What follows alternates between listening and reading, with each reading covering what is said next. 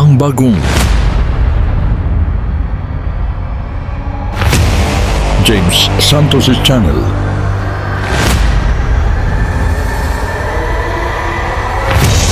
Bagong tema, bagong boses, may komentaryo. Ang pangangaral ni Brother Eli Soriano.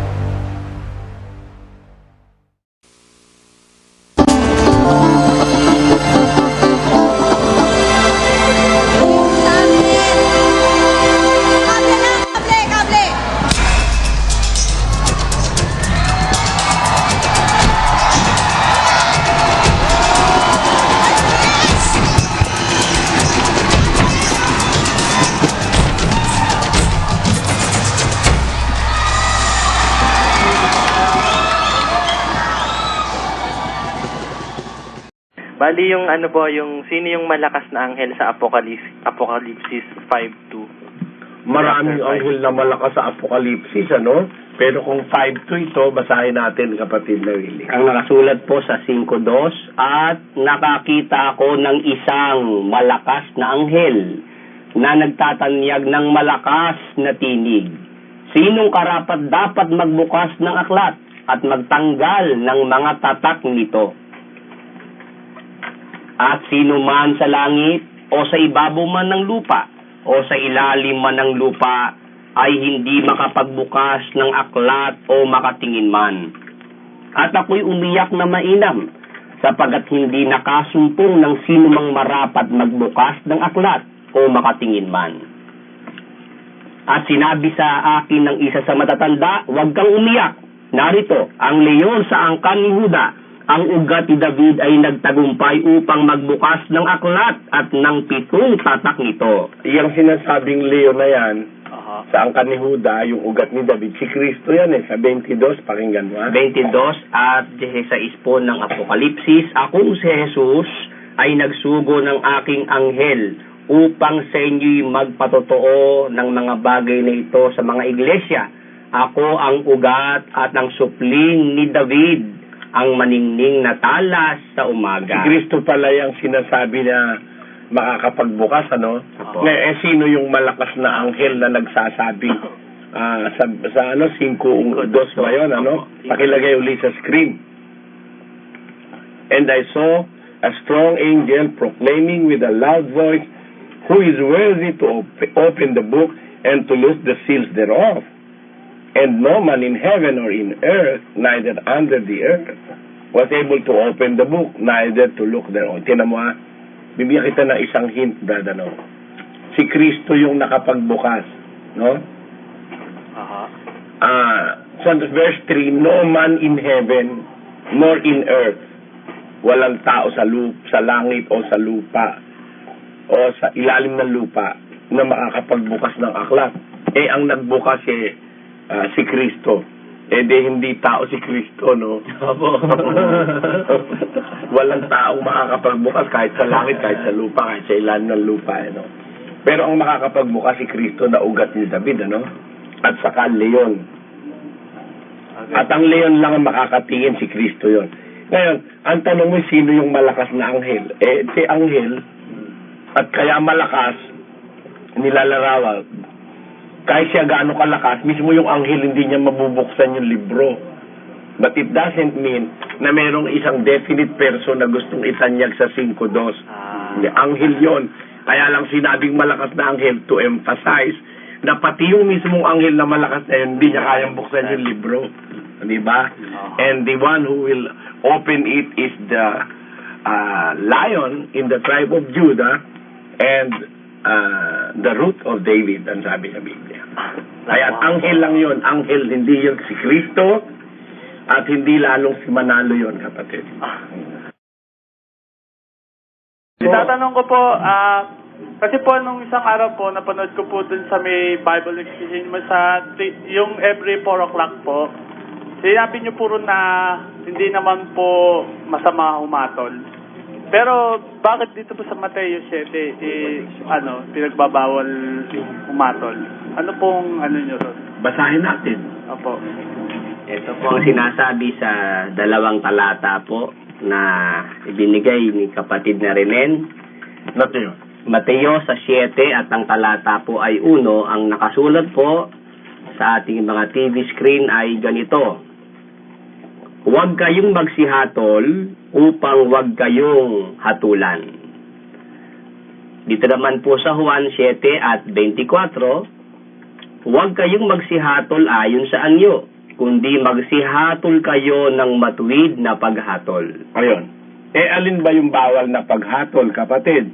Balikan natin ang Mateo, no? Umpisahan natin sa 1, tuloy natin. 7 at 1 po ng Mateo, patuloy, huwag kayong magsihatol upang huwag kayong hatulan.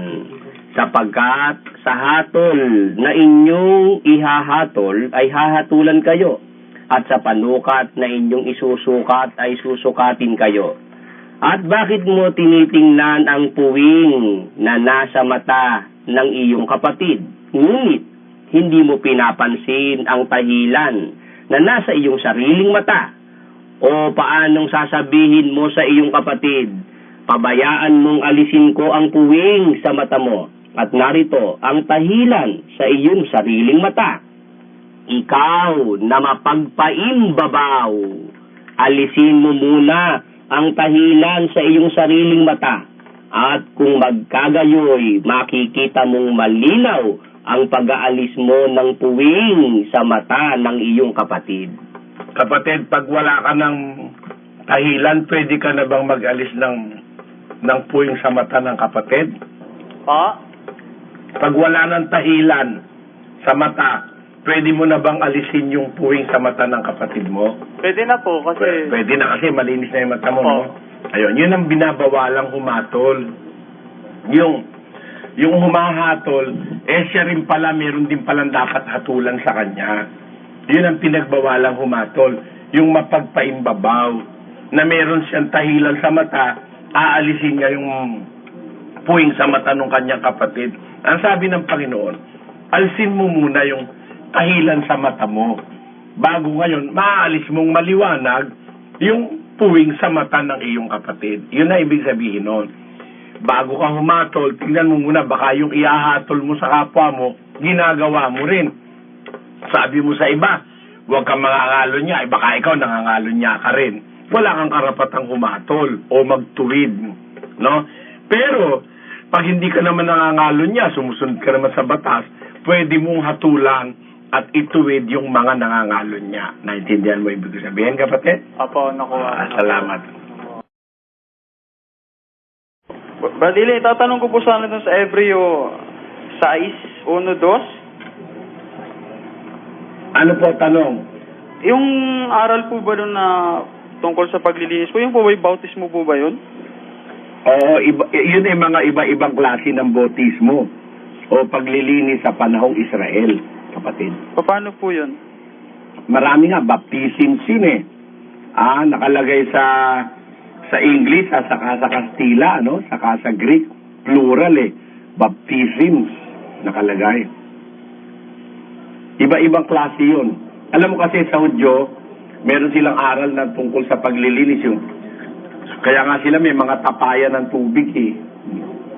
Na minsan, maglalaba ka, maliligo ka, lulublob ka dun sa balon ng silo, etc. Marami yun eh. Kapatid, mga paglilinis ng mga Hudyo, yun ay pinapatigilan na sa Kristiyano. Sa makatuwid po, hindi po ito yung aral po ng Panginoong Jesucristo. Aba, hindi naman papatigil ni Pablo yun, ano? Yung aral ni Kristong Bautismo, hindi niya, imposibleng ipatigil niya yun kasi mismo siya, itinuturo niya yung bautismo na yun eh. Pakinggan mo sa unang Korinto 12:13. 12:13 po ng aklat ng unang Korinto, ang nakasulat po, sapagkat sa isang espiritu ay binabautismuhan tayong lahat sa isang katawan. Ngayon, mga tuwid, merong bautismo, kinikilala si Pablo at lahat ng Kristiyano. Diba?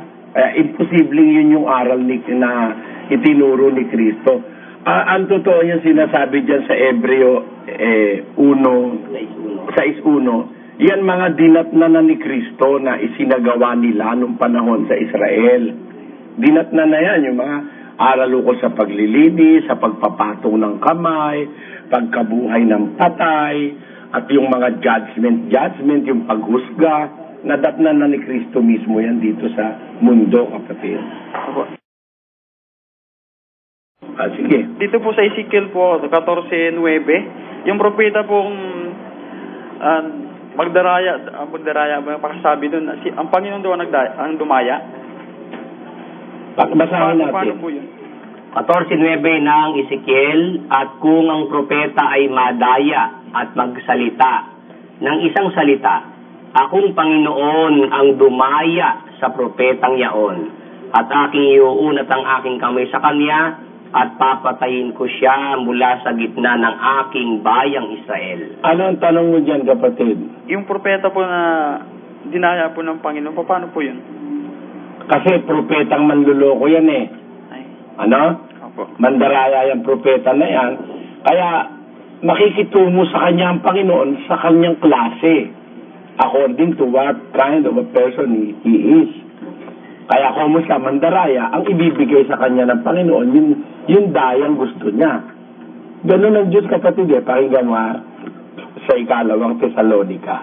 Sa 2:11-12, ang nakasulat, at dahil dito'y ipinadadala sa kanila ng Diyos ang paggawa ng kamalian, upang magsipaniwala sila sa kasinungalingan. Tamo, binigay na sa kanila ng Diyos yung hilig nila na sila ay mga sinungaling. Bigay na sila kay Satanas para maniwala na sila sa kasinungalingan.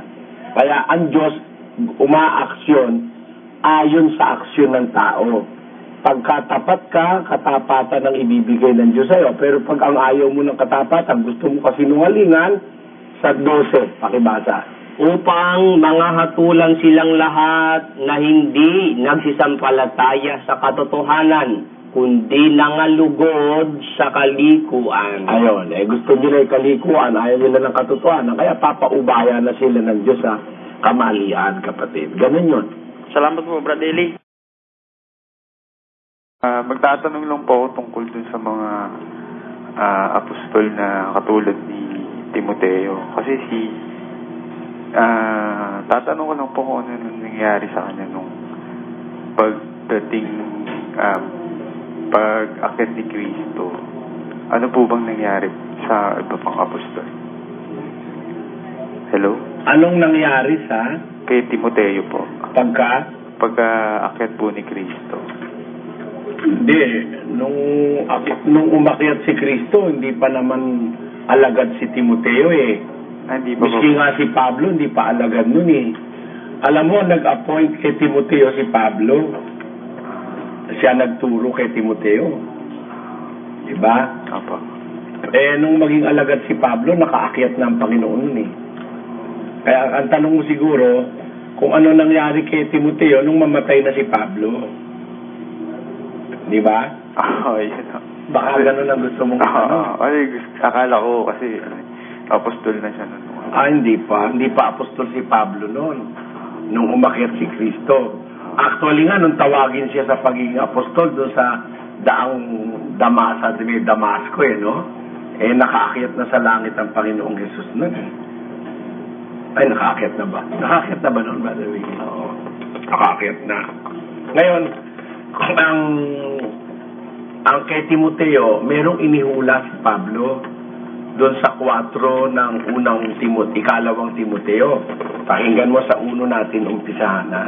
Ito po ang sinasabi dito po sa ikalawang Timoteo sa 4 at 1, ipinagbibilin ko sa iyo sa paningin ng Diyos at ni Kristo Jesus, na siyang huhukom sa mga buhay at sa mga patay, sa pamamagitan ng kaniyang pagpapakita at sa kaniyang kaharian. Ipangaral mo ang salita, magsikap ka sa kapanahunan at sa di kapanahunan, sumawata ka, sumaway ka, mangaral ka na may buong pagpapahinuhod at pagtuturo, sapagkat darating ang panahon na hindi nila titiisin ang magaling na aral, kundi pagkakaroon nila ng katinang tainga ay magsisipagbunton sila sa kanilang sarili ng mga gurong ayon sa kanilang sariling mga masasamang pita, at ihihiwalay sa katotohanan ang kanilang mga tainga at mga ibabaling sa kataha. Tuloy. Ngunit ikaw ay magpigil sa lahat ng mga bagay. Magtiis ka ng mga kahirapan. Gawin mo ang gawa ng ebanghelista. Ganapin mo ang iyong ministeryo. Ayun, yun ang sinabi ni Pablo magaganap pagkamatay niya, no? Merong mga iba, magtiis ka ika, sabi niya, manatili ka sa pangangaral, sa pagtuturo, at sa pagpapahinuhod, sa pangangaral, dahil darating ang panahon, hindi nila titiisin ang magaling na aral, sabi. Magkukuha sila ng kanilang mga sariling guro. Ibig sabihin, babaliwalain nila si Timoteo, kukuha sila ng sarili nilang guro na aayon sa kanilang sariling masamang pita at ihihiwalay sa katotohanan ng kanilang mga tainga at ibabaling sa kataha. Ganyan ang ginawa ng mga tagahaligid suhay. Opo. Kaya sabi ng si San Pablo kay Timoteo, magtiis ka, manghawa ka sa aral dahil meron talagang liliko. Yun ang sinasabi kay Timoteo, kapatid. So, yung pala, pumalit pala po kay Pablo si Timoteo. Oo. Siya naman talaga, pakinggan mo sa Pilipos, ano? Oo. Ito po ang mababasa po sa Diyan lang makikita mo yung Iglesia Katolika at saka yung Iglesia ni Manalo, hindi totoo eh. Sabi kasi nila, nung pumanig daw sa langit si Kristo, ang namahala raw si Santiago. Hindi totoo yun. Ang namahala sa Iglesia, si Pablo. At hindi rin naman totoo yung namahala sa Iglesia, si Pedro nung pumanig sa langit si Kristo. Gaya ng sabi ng Katoliko. Tapos ang kasunod daw ni Pedro si Linus. Wala sa Biblia yon. Ang nasa Biblia, nang pumanig sa langit si Kristo, ang namahala sa Iglesia, si Pablo. Dati sa Hentil lang siya, pero pati yung sa Israel na pamahalaan niya, na buong iglesia na.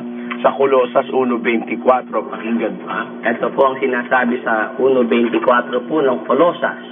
Ngayon nagagalak ako sa aking mga hirap dahil sa inyo, at aking pinupunan sa akin ang kakulangan ng mga hirap ni Kristo sa aking laman dahil sa kanyang katawan na siyang iglesia. 25. Na ako'y ginawang ministro nito ayon sa pamamahala na mula sa Diyos na ibinigay sa akin para sa inyo upang maipahayag ang salita ng Diyos. Ayun, sinasabi dyan siya na mahala. Hindi na pinupunuan niya yung kakulangan pa ng hirap ni Kristo. Ginawa siyang tagapamahala sa iglesia. Tapos, ang katunayang si Timoteo naman ang kanyang ipapalit. Pakinggan mo sa Pilipos. Sabi naman po sa 2:19, tatapwat, inaasahan ko sa Panginoong Hesus na suguing madali sa inyo si Timoteo upang ako naman ay mapanatag pagkaalam ko ng inyong kalagayan. 23. Siya nga ang aking inaasahang suguing madali pagkakita ko kung ano ang mangyayari sa akin. Ayun, si Timoteo ang kanyang isinugo para pumalit sa kanyang tungkulin, kapatid. So, tanong ko lang po, bakit po ba naghimagsik si Lucifer sa Diyos? Siya po ba ay may kaugnayan sa pagkakalika sa tao? Hindi paghihimagsik yung ginawa niya, kundi gusto ni Lucifer magkaroon ng poder. Makipantay siya sa Diyos. Alam mo kasi, napakaluwalhati ng kaharian ng Diyos sa langit. Meron kasing mga ranggo-ranggo rin yung mga anghel na yan Hindi ba merong arkanghel, merong serapin, may mga cherubin, no? Gusto ni Lucifer magkaroon siya ng domain.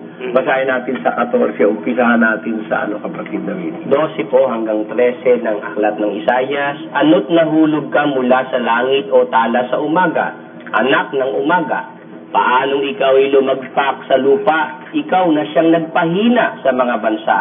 At sinabi mo sa iyong sarili, ako'y sasampa sa langit. Aking itataas ang aking duklukan sa itaas ng mga bituin ng Diyos. At ako'y uupo sa bundok ng kapisanan at sa mga kaduluduluhang bahagi ng hilagaan. Ako'y sasampa sa itaas ng mga kaitaasan ng mga alapaap. Ako'y magiging gaya ng kataas-taasan. Ayos. I will be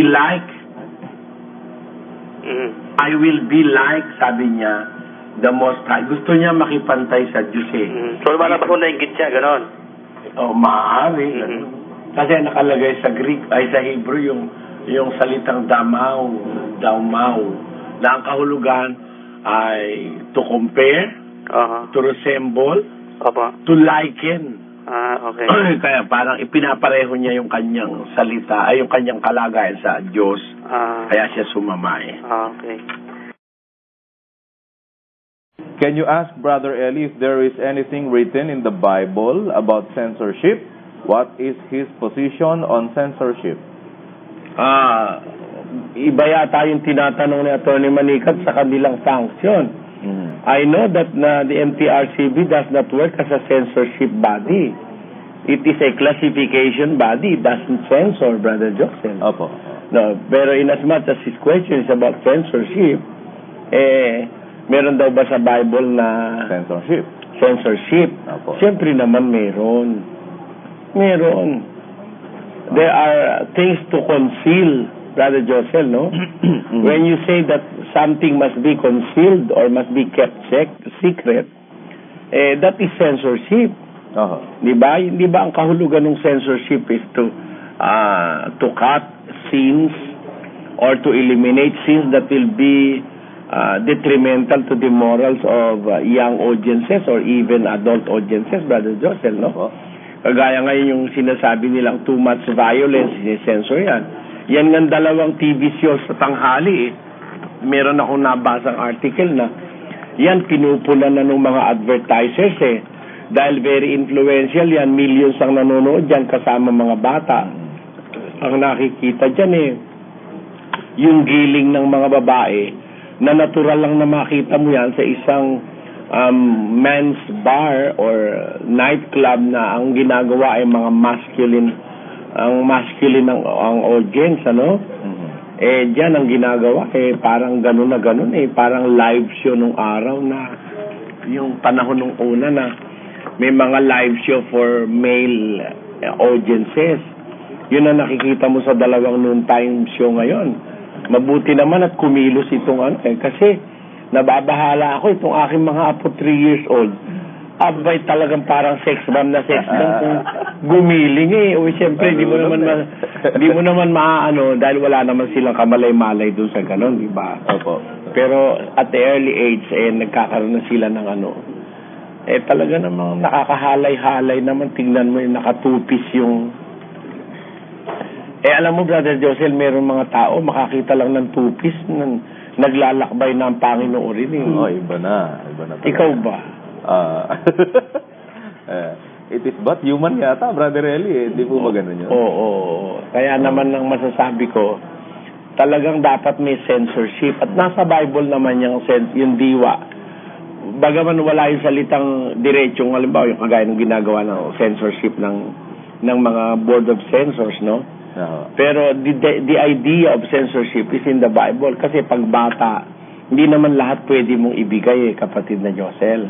Nasa unang Korinto yan, 3:1. Ang sabi po sa 3:1 ng aklat ng unang Korinto, at ako, mga kapatid, ay hindi nakapagsalita sa inyo na tulad sa mga nasa espiritu, kundi tulad sa mga nasa laman, tulad sa mga sanggol kay Kristo.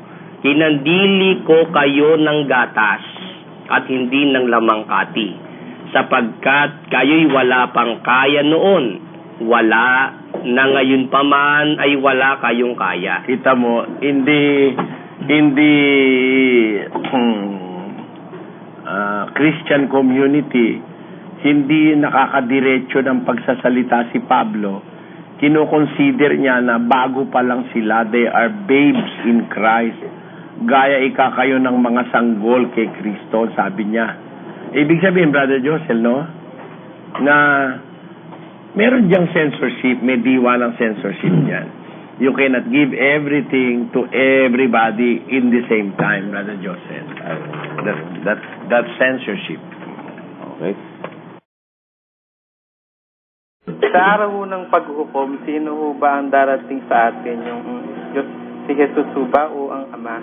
Siya ang Panginoong Jesus. Bakit po kasi sa awit 96:13 parang ang Ama ang... Di basahin natin ng 96:13. 96 at 13 ng Aklat ng Awit. Ang nakasulat po sa talata ay ito: sa harap ng Panginoon, sapagkat siya'y dumarating. Sapagkat siya'y dumarating upang hatulan ng lupa. Kanyang hahatulan ng katuwiran ang sanglibutan at ng kanyang katotohanan ang mga bayan. O anong problema natin, kapatid? Hindi ko po ba ang inaano dyan ang Ama? Tignan mo, ang nakalagay naman dyan, Panginoon di ba? Ayun. Siya'y dumarating upang hatulan ng lupa. Kanyang hahatulan ng sanlibutan ng kanyang katotohanan ng mga bayan. Kung yan ay Ama, hindi naman ang ibig sabihin ng dumarating dyan, literal na darating. No? Kung yan ang Ama. Ngayon, si Kristo kung dadating, talagang dadating siya talaga. Makikita siya ng mga mata, pakibasa. Ganito po ang ating mababasa naman dito po sa aklat ng Apokalipsis. Meron po tayong mababasang nakasulat sa Kapitulo 1 at ang talata po ay 7. Ito po ang ating mababasa. Narito, siya'y pumaparitong nasa sa mga alapaap at makikita siya ng bawat mata at nang nangagsiulos sa kanya. At ang lahat ng mga angkan sa lupa ay magsisitaghoy dahil sa kanya. Gayon din siya nawa. Dito kapatid sa talata, mayroong sinasabi na ang Panginoong Jesucristo sa kanyang pagparito, siya ang wikay nasa sa mga alapaap at siya ang wikay makikita ng bawat mata, pati ng mga nagsiulo sa kanya. O kaya makikita siya ng physical being ng mga tao. Opo. Yun naman sinasabi sa awit, hindi naman sinasabi rin na yung pagdating ay magiging makikita physical, no? Mabuti balikan natin ang awit sa 93:12. Ganito po ang sinasabi dito po sa awit 96:13. 12. Sumaya ang bukiran at lahat na nasa kanya. Kung magkagay-aawit dahil sa kagalakan ang lahat na punong kahoy sa gubat sa harap ng Panginoon sapagkat siya'y dumarating. Kita mo, di yan palang pagdating na yan, may awitan pa ng mga punong kahoy. Apo. Kung yan yung literal na pagdating ni Kristo, wala nang awitang punong kahoy doon. Ang sabi sa Biblia, magtataghuyan naman ng mga tao sa langit at sa lupa pagdating ni Kristo. Magkaibang bagay yan, kapatid. Sige po. Salamat. Salamat. Tatanong ko lang ho, di ba po ang Diyos may layon sa paglikha sa atin, sa lahat sa atin? Oo naman, iho. Ano po ang layon ng Diyos doon po sa mga pinanganak sa kalsada, sa mga flyover, tapos hindi pa po masyadong lumalaki, nagiging na lang, snatcher, rugby boy, ganun po. Paano sila po makakapaglingkod sa Diyos nun? Dalawang klase iho ang tao sa mundo. Isang ipinanganak sa kagustuhan ng Diyos, isang ipinanganak na hindi kagustuhan ng Diyos. Pinahintulot lang niya, pero hindi niya talaga kagustuhan. Pakinggan mo nga sa 1:13 ng Juan. Na mga ipinanganak na hindi sa dugo, ni sa kalooban ng laman, ni sa kalooban ng tao, kundi ng Diyos. Ayun, yung mga tumanggap sa Panginoon, ipinanganak yun ng wika sa kalooban ng Diyos, hindi sa kalooban ng laman, hindi sa kalooban ng dugo, hindi sa kalooban ng tao. Merong ipinanganganak kapatid sa kalooban ng tao lang di ba? Hindi naman kalooban ng Diyos. Dahil yung tao, ni-rape niya yung kanyang anak, nagkaanak yung anak niya sa kanya. Kaya sila'y magtatay at saka magkapatid lalabas. Ganun ba yun? Opo, ganun po yung Radeli. Anak niya, tapos inanakan niya, malabas anak niya na asawa niya, na yung apo anak pa niya. Ganun mo ba yan? Ayun pagkapanganak ng mga ganon, hindi naman kalooban ng Diyos yung kapatid, bawal ng Diyos yun Kaya lang pinahintulot niya. Iba yung kalooban niya, iba yung kapahintulutan, kapatid. Ganon yun. Sister, sige magtanong ka na. Matanong ko lang po kung paano malalaman ng isang tao kung nasa kanya ng Espiritu ng Diyos. Alam mo kapatid, ang Espiritu ng Diyos nagmamanifest yan sa tao. Mararamdaman mo at magkakaroon siya ng bunga sa buhay mo.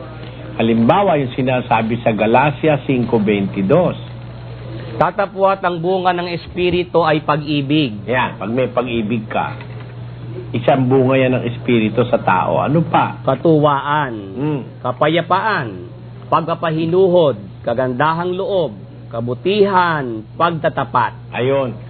Kaamuan, pagpipigil. Yan ay mga bunga ng Espiritu yan, kapatid. Pag maamu ka, may kaamuan ka, may pagpipigil ka sa sarili mo. Tapos pag ikaw ay mayroong pag-ibig, katuwaan, may kapayapaan ka, may pagpapahinuhod, kagandahang loob, may kabutihan, mayroong kang pagtatapat, yan ang manifestations na may kasama ka Espiritu. Ang isa pa, yung kahinaan mo na o-overcome mo. Yung kahinaan mo, lumalakas, nasa Roma 8:26 yan. At gayon din naman, ang Espiritu ay tumutulong sa ating kahinaan. Ayon. Ang Espiritu, tumutulong yan sa kahinaan ng tao. Mararamdaman mo kung may Espiritu ka dahil yung kahinaan mo na overcome nung tulong ng Espiritu, kapatid. Is it biblical naman po, Brother Eli, na yung paggunita ba ng mga buhay sa kanilang mga namayapang mga mahal sa buhay sa ganitong paraan, yung pupuntahan mo pa sa sementeryo, pagtitirik ng kandila, aalayan ng bulaklak? Alam mo, yung paggunita, ano na yun sa puso yun, Brother Josel. I-express mo man yun, hindi mo na rin magagawa ng mabuti yung isang taong namatay na.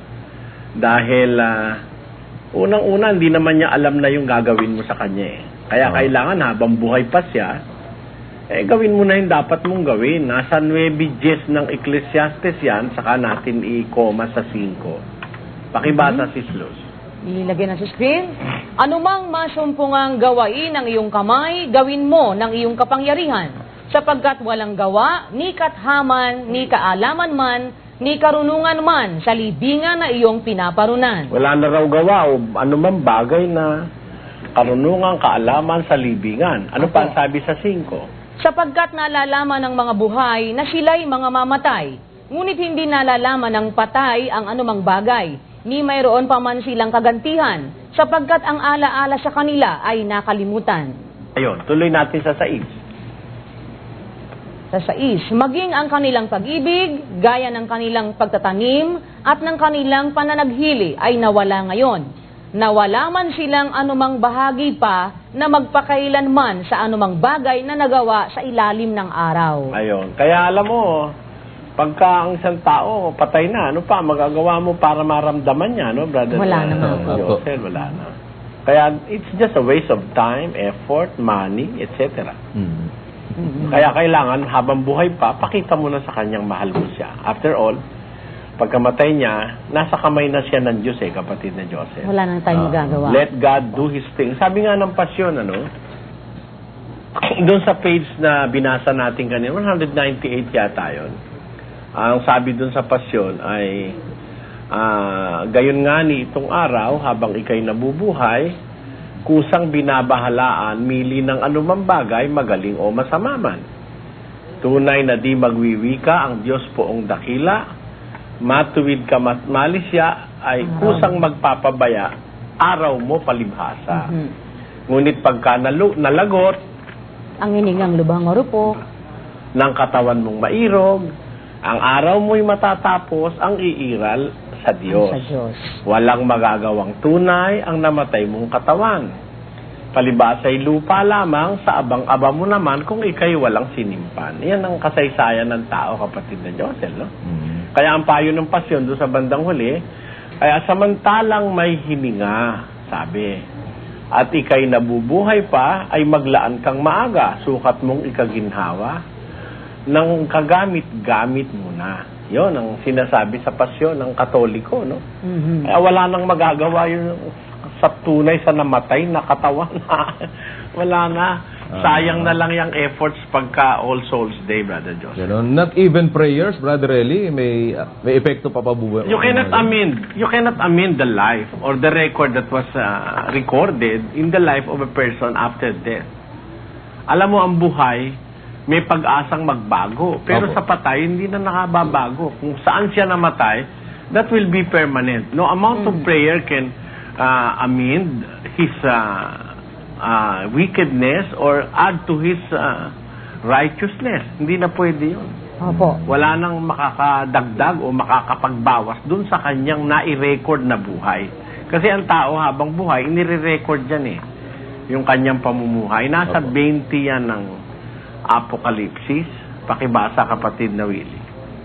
20 at 12 po, at nakita ko ang mga patay, malalaki at maliliit, na nangakatayo sa harapan ng luklukan at nangabuksan ng mga aklat at nabuksan ng ibang aklat na siyang aklat ng buhay. At ang mga patay ay hinatulan ayon sa mga bagay na nasusulat sa mga aklat ayon sa kanilang mga gawa. Ayan, sinusulat siyang gawa eh. Pagka namatay ka, tapos na yon. Hindi na pwede yun na baguhin kahit manalangin ka pa ng manalangin para sa patay.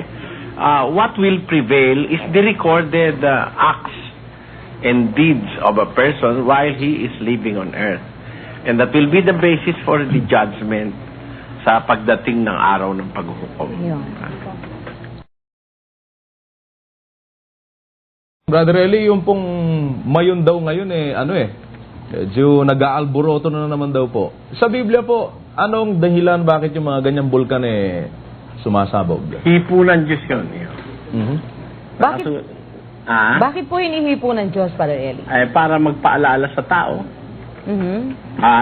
Although it will be natural, and volcanologists will say that is not a natural occurrence, but biblically, it means something other than natural occurrence, Brother Joseph. Merong ibang ibig sabihin pa yan sa Biblia. Pakinggan nyo sa Job. Ganito po ang ating mababasa dito po sa Awit. Awit 104 at 32, ang nakasulat po na siyang tumitingin sa lupa at nayayanig. Kanyang hinihipo ang mga bundok at nagsisiusok. Yung pagyanig at saka yung pag-usok ng bundok, kapatid na Josel, ano? May ibig sabihin yan. Puntahan natin kay Job. Nasa 9 at 5 naman po ng Job, na siyang naglilipat ng mga bundok at hindi nila nalalaman pagka nililiglig niya sa kaniyang pagkagalit, na siyang umuuga ng lupa sa kaniyang kinaroroonan at ang mga haligi nito ay nangayayanig. Ayan, isang manifestasyon ng pagkagalit ng Diyos yung pag-uga ng lupa o yung lindol at saka yung ng bulkan, pag-usok ng bulkan, pagsabog. Ayan po. At sa iba pang mga balita, tinawid na ng tao ang paghatol sa oras ng magiging kamatayan ng isang individual. Sa pamamagitan ng statistical life expectancy data, pwede na raw malaman ng isang tao kung kailan siya mamamatay. Sasabihin rin ng Death Clock website sa internet kung anong oras ka pa panaw at kung hanggang kailan ka pa pwedeng mabuhay kung babaguhin mo ang nakagawiang lifestyle. Ayon sa programmer ng website, ginawa nila ito hindi para manakot kundi para magbigay babala na maikli lang ang buhay ng tao kaya't hindi dapat sayangin sa walang kabuluhang mga paggawa. Tama ba yun? Ano po ang comment nyo doon, Brother Eli? Meron bang death clock na pwedeng malaman talaga? Pwede yun. Pwedeng malaman ng tao kung kailan siya mamamatay? Oo, pwede. Mathematically kasi meron yan eh. Ilalagay mo yung lifestyle mo, kung anong mahilig mong kainin, anong ginagawa mo, anong trabaho mo. Kaya sa Amerika, pag welder ka, you will just work for 7 years. Tapos, aalisin ka na. Kasi yung mata mo hindi naman tatagal yan ng pag-welding ng more than those periods of time. Kaya, nakukompute mathematically yan kung anong trabaho mo, kanong lifestyle mo, ano hilig mong kainin, ano yung hobbies, nakukompute yan mathematically. And with the aid of computer, that is very much possible, Brother Joseph. Ayun. Although, ayoko naman pagkamalian tayo ng iba, although we believe in science, but we believe in divine intervention. Although maaaring totoo sa siyensya, pag nakialaman Diyos, the fear of the Lord can prolong your life. Nasabi yan sa Biblia, sa Kawikaan, pakilagay sa screen. Sa Jes 27 po, ang mababasa po natin sa talata, ang pagkatakot sa Panginoon ay nagpapalaon ng mga kaarawan. Ngunit ang mga taon ng masama ay mangangaunti. Yun, maliwanag yan, Brother Josel. The fear of the Lord prolongeth days. El temor del Señor aumentará los días. Los años de los impios serán acortados. Ang sabi ng Biblia. Ano ho ba ang magiging lagay nitong lupa pagbabalik ng Panginoong Jesucristo po? Ito bang lupang ito ay masusunog bago pagbalik niya o pagkatapos ng 1,000 taon po? Pagkatapos pa po ng 1,000 taon yon, kapatid. Doon pa po uulan ng apoy mula sa langit. Sinasabi po yan sa Apokalipsis. Pakinggan nyo. Ito po ang sinasabi dito po sa Apokalipsis sa 20 at ang talata po ay 7. At kung maganap na ang 1,000 taon, si Satanas ay kakalagan sa kaniyang bilangguan at lalabas upang dumaya sa mga bansa na nasa 4 na sulok ng lupa, sa Gog at sa Magog, upang tipunin sila sa pagbabaka na ang bilang nila ay gaya ng buhangin sa dagat. At nangagsipanhik sila sa kalaparan ng lupa at kinubkob ang kampamento ng mga banal at ang bayang iniibig. At bumaba ang apoy mula sa langit at sila'y nasupok. Yun. Pagkatapos pa po ng 1,000 taon yung pag-ulan ng apoy, kapatid. Salamat, Brother Eli. Salamat din po.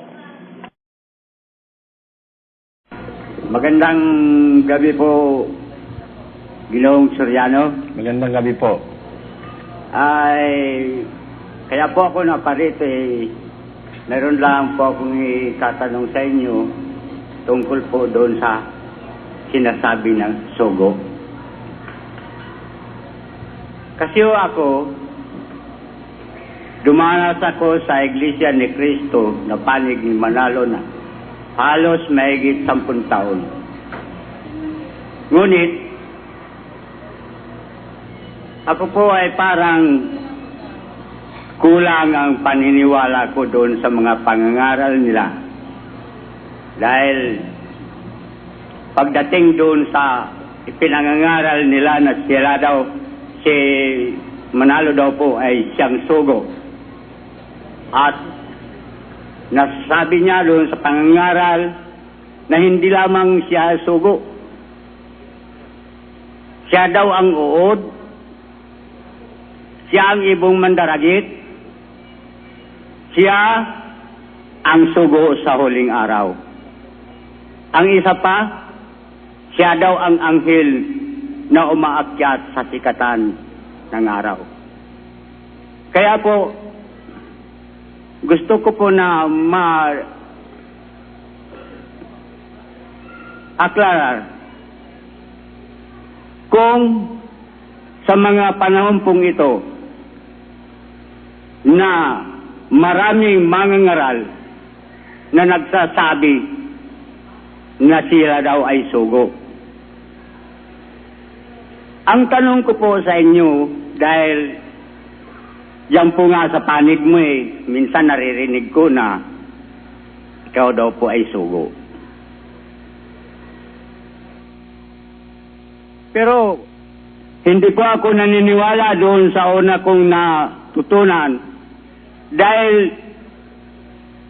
pagdating po doon sa pangangaral na si Kristo ay tao lamang.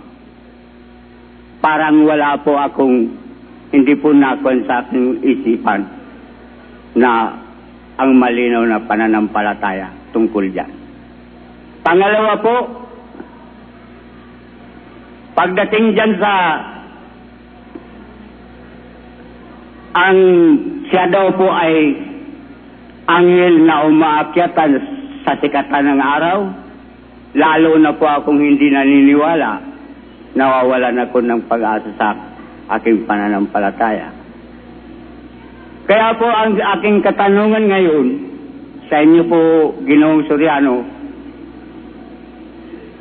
meron po ba sa inyong nasugo na nalalaman sa Biblia? Alam nyo kapatid, ganito po yan eh. Ang kaligtasan po meron tinatawag na proseso. Meron pong process. Meron po siyang kaparaanan, yung kaligtasan. Ang sabi po sa Roma 10, versikulo 14, ganito. Pakinggan nyo muna po ito. Paano nga silang magsisitawag doon sa hindi nila sinampalatayanan? At paano silang magsisampalataya sa Kanya na hindi nila napakinggan? At paano silang mga kikinig na walang tagapangaral? At paano silang magsisipangaral kung hindi sila mga sinugo? Ayun, sabi po yan ng mga alagad. Paano sila ikang magsisitawag doon sa hindi nila sinampalatayanan? How shall they call on Him whom they have not believed? Paano silang magsisisampalataya sa Kanya na hindi nila napakinggan? Kaya, yun pong pananampalataya, nagkakaroon po ang tao nun pagka nakapakinig. Paano naman ng wika silang makikinig kung walang tagapangaral? At paano namang mangangaral kung hindi naman mga sinugo? Kaya po, kung naniniwala tayo na hanggang ngayon po ay nagliligtas ang Diyos, tumatawag ang Diyos ng taong maglilingkod sa Kanya, hanggang ngayon po kailangan natin ang mga sinugo ng Diyos. Hindi po pwede na makapangaral ng totoo ang hindi sinugo ng Diyos, kapatid. Ang sinugo po ng Diyos, ayon sa Biblia, siyang mangangaral ng Ebanghelyo ng ating Panginoon. Kaya naniniwala po kami na dapat mayroong sugo. Kaya lang, hindi naman lahat ng magsasabi na sila'y sugo. Sugo na nga. Para maintindihan natin kung talagang sugo, meron pong hatol ang Panginoong Hesus kung paano natin makikilala ang sinugo. Pakinggan nyo po sa Juan 7 at 17. Kung ang sino mang tao ay nag-iibig gumawa ng kanyang kalooban, ay makikilala niya ang turo kung ito'y sa Diyos o kung ako'y nagsasalita na mula sa aking sarili. Ayun, makikita po pala yung sugo. Kung ang tao ay ibig gumawa ng kalooban ng Diyos, makikilala niya ang wika, yung turo. Kaya ang aral po ang batayan kung ang isang mangangaral ay sugo o hindi. Sabi, makikilala ang turo kung ito'y sa Diyos o kung nagsasalita lamang ng mula sa sarili ang isang tao. Yun ang wikang nagsasalita sa ganang kanyang sarili ay humahanap ng kanyang sariling kaluwalhatian. Datapwat ang humahanap ng kaluwalhatian niyaong sa kanya'y nagsugo, ang gayon ay totoo at sa kanya'y walang kalikuan. Ayun po. Kaya po yung sugo, kung mangaral yon, ang turo nun, totoo, wala hong liko, walang mali. Ang katunayan, sinabi ng mga apostol nung sila'y nangangaral, na sila walang itinuturong mali. Pakinggan niyo po sa unang Tesalonica 2:3 hanggang 4. Sapagkat ang aming iniaaral ay hindi sa kamalian, ni sa karumihan, ni sa pagdaraya, kundi kung paanong kami minarapat ng Diyos upang pagkatiwalaan kami ng Ebanghelyo, ay gayon namin sinasalita, hindi gaya ng nagbibigay lugod sa mga tao, kundi sa Diyos na sumusubok ng aming mga puso. Ayun, maliwanag po yan, sabi ng mga apostol, Hindi ang amin ang wikang iniaaral, hindi sa kamalian, hindi sa karumihan, hindi sa pagdaraya. Kaya yung pong sugo, kung mangaral, walang kamalian, walang karumihan, walang pagdaraya. Yun po yun, kapatid. Doon po sa aral ang batayan kung tayo po ay naghahanap ng sinugo. Ngayon, yung kay Mr. Manalo, marami po siyang aral, mali eh. Kagaya nung aral niya na siya raw ang huling sugo. Huli pala siyang sugo, ba't ngayon meron pa rin silang sugo, patay na siya. Lalabas pagka siya huling sugo, dapat yung anak niya, si Manalo, hindi na sugo. At hindi na rin sugo, lalo yung apo niya. Hindi ba? Kasi sabi nila, siya raw ang huling sugo tingnan niyo po sa inyong TV screen dyan. Si kapatid na Manalo ay huling sugo ng Diyos sa wakas ng lupa. Huli na palang sugo, ba't nagkaganon, meron pa uli ngayon. Mali na yon. Kasi akala siguro ni Mr. Manalo, siya na huling sugo, o sa kanya na magwawakas, hindi pa pala. Yan ang patunay na, yung aral niya na yan, hindi siya sugo talaga. Dahil sabi niya siya huli, meron naman palang susunod pa. Kung talagang sugo nga siya, no? Hindi totoo ang kanyang sinasabi. Kaya, yan po'y pruweba riyan. Yung kanyang pag-aangkin na siya ay uod na Jacob, no? Mali-uli yun, dahil hindi naman po siya uod. Yung uod sa Biblia, may pa at kamay. Binutasan. Pakinggan nyo, basahin natin. Sinasabi po ito sa Aklat ng Awit sa 22 at ang talata po ay 6. Ngunit ako'y uod at hindi tao, duwahagi sa mga tao at hinamak ng bayan. Talatang 16. Binutasan nila ang aking mga kamay at ang aking mga paa. Hinapak nila ang aking mga kasuutan sa gitna nila at kanilang pinagsapalaran ang aking kasuutan. Yan po ang sabi ng uod sa Biblia, yung uod na sinasabi sa hula. Ako ang wika ay uod at hindi tao, duwahagi sa mga tao at hinamak ng bayan.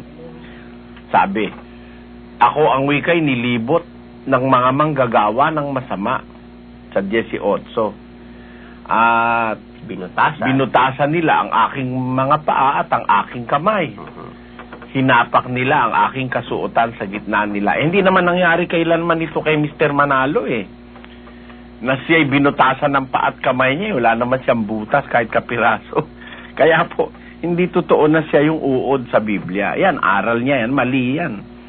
Na siya ikapit niya sa kanyang sarili yan, kapatid.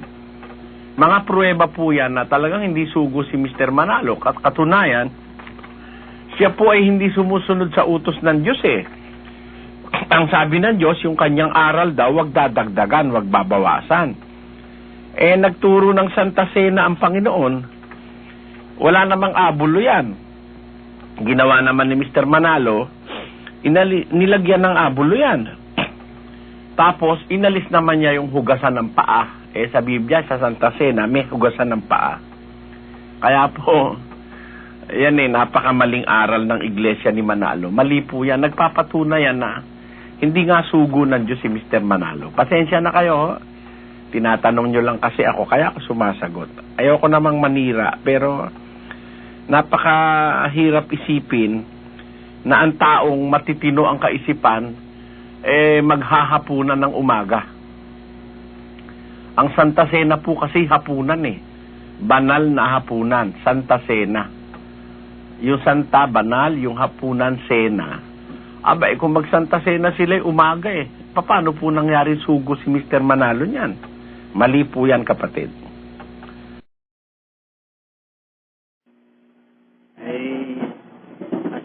Kasi po sa pagtuturo po sa amin, pinabasa po sa amin kasi naririnig po sa aming pagsamba na sa awit 8:17 ay para po atang si Kristo'y tao pa rin. Hindi po pwedeng makapunta tao sa langit, kapatid. Hindi naman sa langit yung sinasabi niya sa 8:17 Yan ang isang palpak na turo ni Manalo. Huwag kayong magagalit, basahin natin. Pakinggan nyo. Mapatong nawa ang iyong kamay sa tao na iyong kinakanan, sa anak ng tao na iyong pinalakas sa iyong sarili. Yan mo, hindi pa paano magiging si Kristo yan? Kung nasa langit na siya, bakit doon pa lang papatungan ng kamay? Yan nakalagay dyan, hindi pa napapatungan ng kamay. Mapatong nawa ang iyong mga kamay sa tao na iyong kinakanan. Ay, hindi naman ho sa langit siyang usapan na yan Ibig ba sabihin, para patungan ng kamay ng Diyos, pupunta ka sa langit? At paano nangyaring si Kristo'y nasa langit na hindi pa napapatungan ng kamay? Kaya ka nga makakarating sa langit pagka pinatungan ka ng kamay ng Diyos Ang kamay po kasi ng Diyos larawan ng pagbibigay ng Diyos ng karapatan. Yung pagpatong ng kamay ng Diyos, larawan ng pagliligtas ng Diyos yun. Ayun, kaya sa anak ang wika ng tao na iyong pinalakas sa iyong sarili. Si David po yan, hindi si Kristo yan, kapatid. Si Kristo hindi naman palalakasin ng Diyos, malakas na yun kapangyarihan ng Diyos yun yan po si David, pakinggan nyo. Siya yung kinakanan ng Diyos na pinalakas ng Diyos sa kanyang sarili. Basahin natin, kapatid na Willie. Sabi po yan sa 89:20-21 po ng awit. Aking nasumpungan si David na aking lingkod. Aking pinahiran siya ng aking banal na langis. Na siyang itatatag ng aking kamay. Palakasin naman siya ng aking bisig. Ayun, si David po ang kinatuparan niyan, hindi po si Kristo yan, kapatid. Siya yung itinatag ng kamay ng Diyos, pinalakas ng kanyang bisig, tapos pinahiran niya ng kanyang langis, ng kanyang banal na kamay. Si David po yan, hindi po si Kristo yan sinasabi na yan, kapatid. Po binabanggit kasi yun lang po ang alam ko na sa Colosas 3:1 ay si Kristo ang kinakanan. Si Kristo po hindi kinakanan doon. Hindi po siya kinakanan. Nakaupo siya sa kanan. Kapatid, tinan niyo, pati sa terminolohiya, dinadaya kayo ng pastor nyo. Ang nakalagay sa Colosas, ang inyo ikang isipin ng mga bagay na nasa itaas, kung saan naroon si Kristo na nakaupo sa kanan ng Diyos. Nakaupo siya sa kanan ng Diyos, hindi siya kinakanan. Iba yung 80-17 na tao na iyong kinakanan. Iba po yun, kaysa doon sa nakaupo sa kanan. Kapatid, napakalaking pagkakaiba nun. Sige po, at gawa na... Suriin niyo po yung sinasabi ng pastor nyo. Konting bagay lang po, magkakamali tayo pag hindi natin susuriin. Gaya nung ginawa ng demonyo kay Eva, konting bagay lang, nadaya niya yung Eva. Kayo po'y madadaya pagka ganyan. Kasi sa inyo, pinag-iisa nyo yung nakaupo sa kanan, saka sa kinakanan. Ang totoo, si David kinakanan niya rin ng Panginoon Pakinggan nyo sa isang talata ng awit. Nasa 16 at 8 po ng aklat ng awit. Aking inilagay na lagi ang Panginoon sa harap ko, sapagkat kung siya ay nasa aking kanan, hindi ako makikilos. Iba ho yung nasa kanan, kinakanan, kaysa sa nakaupo sa kanan, kapatid. Tatandaan nyo po yun. Salamat po sa inyo, kapatid. Brother Eli, ito po yung katapusang katanungan ko na. Ito po naman ay mayroong halong konting biro. Ano po? Sige po. Kasi po, Brother Eli, simula po nang ako ay lumaki hanggang sa ngayon, ano po kaya may papayo nyo sa akin? Dahil po, pag ako nakakit ng aking barkada, pupunta sa inuman, hindi po ako makatanggi. Hanggang ngayon po ay ganun. Pati po ang aking pagsisigarilyo, tuloy na tuloy pa rin. Ako po, bigyan nyo ng payo ko, ano po dapat kong gawin? Simple lang po, kapatid. Tanungin nyo sarili nyo, sino mahal nyo? Ang Diyos, ang sigarilyo at alak? Mamili po kayo. Kasi hindi po namin kayo babautismohan kung hindi nyo ipangangako sa Diyos na iiwan nyo yung sigarilyo at alak. Hindi po kayo mababautismohan. Kaya pag pinapipili po tayo ng Diyos sa Kanya at sa sanlibutan, meron no kasing mga tao sa huling panahon, mas mahal nila ang kalayawan kaysa sa Diyos. Pakinggan nyo sa 2 Timoteo, Brother Sunny, pakitignan mo dyan sa Biblia mo. Sa 3 ng 2 Timoteo, versikulo 4, kapatid na Sani. Opo. Mga lilo, mga matitigas ang ulo, mga palalo, mga maibigin sa kalayawan, kaysa mga maibigin sa Diyos. Meron ng mga tao maibigin pa sa kalayawan kaysa sa maibigin sa Diyos. Ang tunay na pag-ibig po sa Diyos ay pag-alis sa kasamaan at saka sa kalayawan. Kaya nasa sa inyo po kung sinong mas iibigin nyo. Ang Diyos ba o ang kalayawan ng inyong katawan? Yun po ang pagpipilian nyo, kapatid. At sana samahan kayo ng Diyos sa mapipili nyo. Diyos po. Ayun po ang pinakamaganda sa lahat. Madali pong alisin niya, lalo na tingin ko may puti na kayong buhok. Pareho na tayong kumbaga sa araw, alas 5 na, kapatid. Malapit na tayong lumubog. Kailangan isurrender na natin sa Diyos ang lahat ng ating mga kalayawan, kapatid. Salamat po ng maraming Salamat po. Bibigyan natin ng komento ang napanood nating video. Ito ay malayang komento lamang at hindi upang magmarunong. Ang bibigyan natin ng komento ay ang nasusulat sa Hebreo Kapitulo 6, versikulo 1. Itulay natin hanggang 3 para maunawaan natin. Kaya tayo'y tumigil na ng pagsasalita ng mga unang simulay ng aral ni Kristo at tayo'y mangagpatuloy sa kasakdalan, na huwag nating ilagay na muli ang kinasasaligan ng pagsisisi sa mga patay na gawa at ng pananampalataya sa Diyos, ng aral na tungkol sa mga paglilinis at ng pagpapatong ng mga kamay at ng pagkabuhay na maguli ng mga patay at ng paghukom na walang hanggan. At ating gagawin ito kung ipahihintulot ng Diyos. Dito sa Kapitulo 3, sinasabi na hindi naman totally na pinatitigil ang mga unang simulay ng aral ni Kristo na pundasyon ng pananampalataya. Kung atin lang babasahin ang unang mga pasabi, ay mababasa natin sa Hebreo Kapitulo 5, versikulo 11 hanggang 14. Tungkol sa kanya'y, marami kaming sasabihin at mahirap na saysay, palibasay, nagsipurol kayo sa pakikinig.